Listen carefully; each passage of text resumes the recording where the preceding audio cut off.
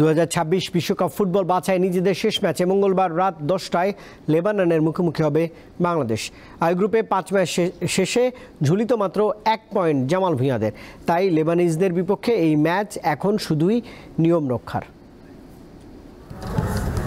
বাংলাদেশ ও Lebanon FIFA র্যাঙ্কিংয়ে দুই দলই রয়েছে 100-র উপরে। মাঠের পারফরমেন্সেও খুব একটা পার্থক্য নেই তাদের। 2026 বিশ্বকাপ ফুটবল বাছাইয়ের 1 পয়েন্ট পেয়েছে লাল সবুজরা, সেটা লেবাননের বিপক্ষেই। গত বছরের 21 নভেম্বর ঢাকায় 1-1 গোলে ড্র হয়েছিল ম্যাচটি।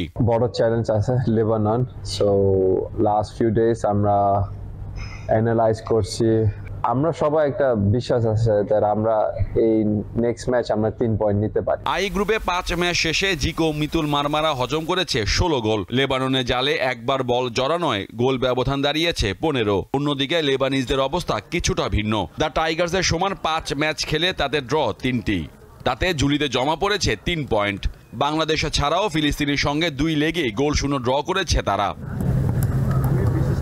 লেবাননের যুদ্ধ ও অন্যান্য রাজনৈতিক সমস্যার কারণে নিরপেক্ষ ভেন্যু হিসাবে কাতারকে ঠিক করেছে ফিফা। গত মার্চের উইন্ডোতে ফিলিস্তিনের বিপক্ষে কুয়েতে ম্যাচ খেলেছে বাংলাদেশ। এবার লেবাননের বিপক্ষে ম্যাচ খেলবে কাতারে, তাও 2022 কাতার বিশ্বকাপের উদ্বোধনী ম্যাচের ভেন্যু খলিফা আন্তর্জাতিক স্টেডিয়ামে। মধ্যপ্রাচ্যের দেশটিতে একাধিক ম্যাচ খেলার অভিজ্ঞতা থাকায় অন্তত আরও 1টি পয়েন্টের আশা করছে হেভিয়ার কাবরেরা শিষ্যরা।